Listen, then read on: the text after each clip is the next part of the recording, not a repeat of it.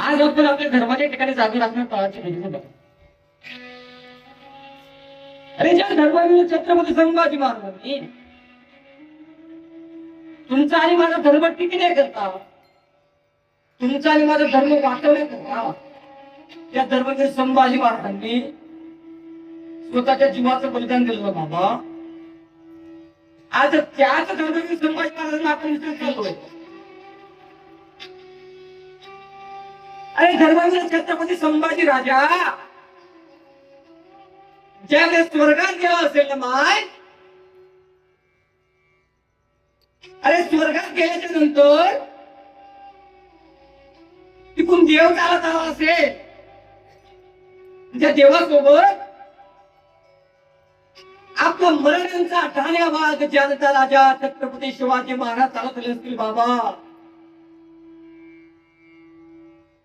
अरे लेकराने बापाला पाहावं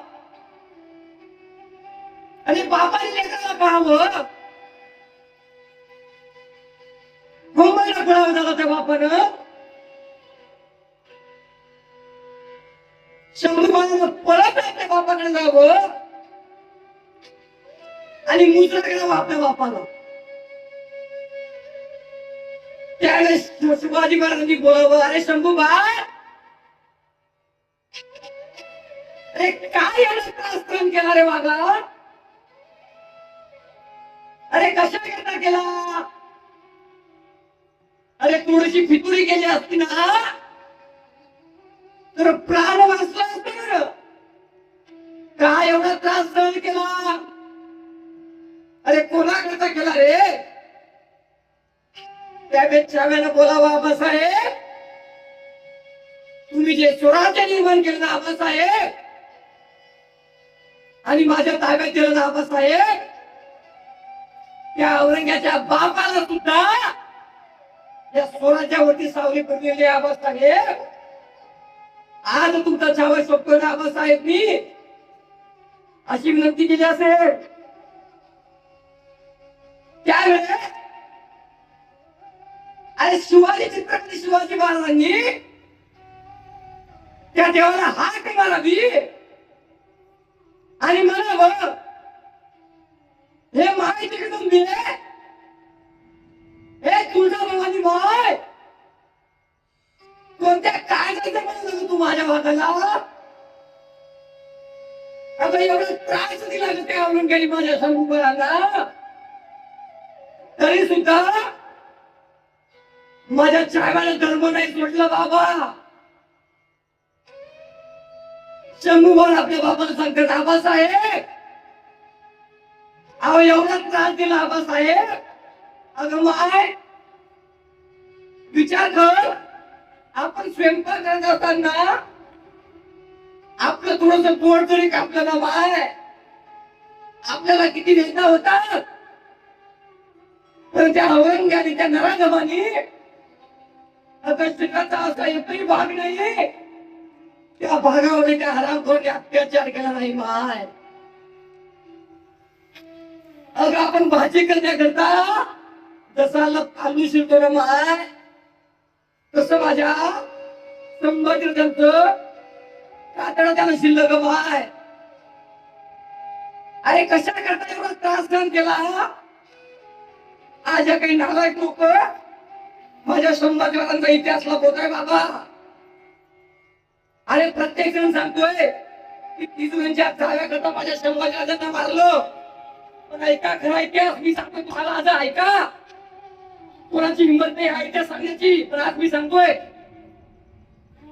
तो औरंगजेब बोलता झाला संभाजीराजांना, आहे संभा इस्लाम कबूल होने संभा, 30 तक का शहंशाह बना देंगे. काय म्हणतो औरंगजेब? ए संभा, होतोस का मुसलमान? अरे होतोस का मुसलमान?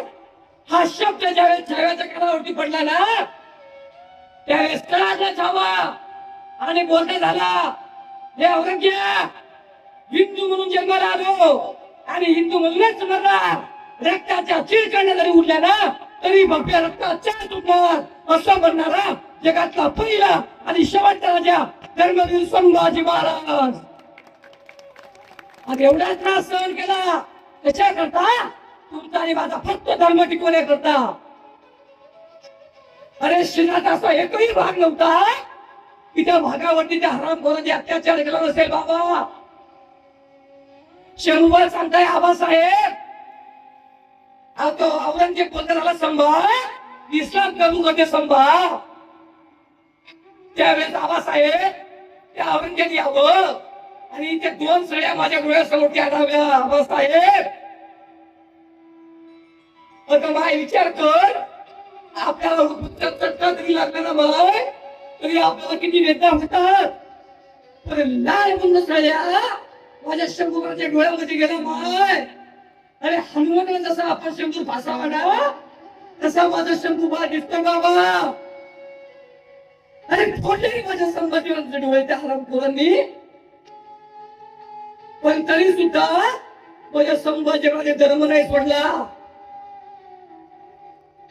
अरे पाहता पाहता शिराचा असा एकही भाग नाही की त्या भागावरती त्या हरामखोरांनी अत्याचार केला नाही. अरे कोणी यायचं बोटाचे नख उपसायचं, कोणी यायचं तोंगड्याच्या वाट्या काढायचं. अरे कोणी यायचं एक दिवस त्या तलवारीच्या पात्यानं जशी आपण काकडी सुद्धा विना बाबा तसा मला संभाष केला या हरामखोरांनी. आणि त्याच्यावरती त्रास होण्याकरता त्यांनी मिठाचं पाणी टाकावं. अरे तेजावाचा शिडकाव मारावा बाबा त्या हरामखोरांनी. एवढा त्रास सहन केला. अरे अखेर छत्रपती शिवाजी महाराजांनी संभाजी महाराजांनी प्राण सोडला. पण त्याच्यानंतरचा इतिहास ऐका. आता त्या औरंगजेबाला वाटलं की महाराष्ट्र संपला, हिंदू धर्म संपला, आता महाराष्ट्राला वाचवण्याकरता धर्माला वाचवण्याकरता कोणी नाहीये. पण त्याच्या नंतरचा इतिहास ऐका. छत्रपती शिवाजी महाराजांचे धाकले जनजीव राजाराम महाराज यांच्या मालकीन आईसा ताराराणींनी 7 वर्ष महाराष्ट्रात सांभाळली आणि 7 वर्ष त्या औरंगजेबाला महाराष्ट्रामध्ये पाय ठेवलेलं नाही. एका मराठ्याच्या वाटणीची ताकद आहे बाय. आणि त्याच्यानंतर तोच औरंगजेब याच महाराष्ट्राच्या मातीमध्ये काढला. खबर त्याच्या दौलताबाद किल्ल्याच्या ठिकाणी आणि मुलतान दौलताबाद देव गेली. त्याच्यानंतर तो औरंगाबाद आला. पण मी कोणत्या पक्षाचा पिलू नाही बाबा, मी कोणत्या पक्षाचा पिलू नाही साहेब. पण सर्व इतिहास बातीत घालून त्या एकनाथ शिंदेनी औरंगाबाद छत्रपती संभाजीनगर केलं ना त्याचा मी समर्थक आहे. अरे एवढा त्रास दिला ना, पण तरी सुद्धा माझ्या छत्रपती संभाजी महाराजांनी धर्म नाही सोडला. म्हणून माझी प्रत्येकाला विनंती असेल की आपण धर्माच्या ठिकाणी जागे राहा बाबा. अरे आपला धर्म फार मोठा आहे बाबा, फार मोठा आहे. अरे कितीतरी लोक आले, कितीतरी सैन्य आले, पण आपला धर्म कधी उद्ध्वस्त झाला नाही बाबा. अरे फक्त एकट्या छत्रपती संभाजी महाराजांना पकडण्याकरता 80,000 कुत्रे आले होते, तरी सुद्धा आपल्या लोकांनी घात केला. एक वाक्य बोलू का? अरे अजून 2 वर्ष जर माझा धर्मवीर संभाजी महाराज जर जिवंत राहिले असते ना तर मुघलांनी सुद्धा कपाळी भगवास लावला असता. एवढी ताकद माझ्या धर्मवीर संभाजी महाराजांमध्ये आहे.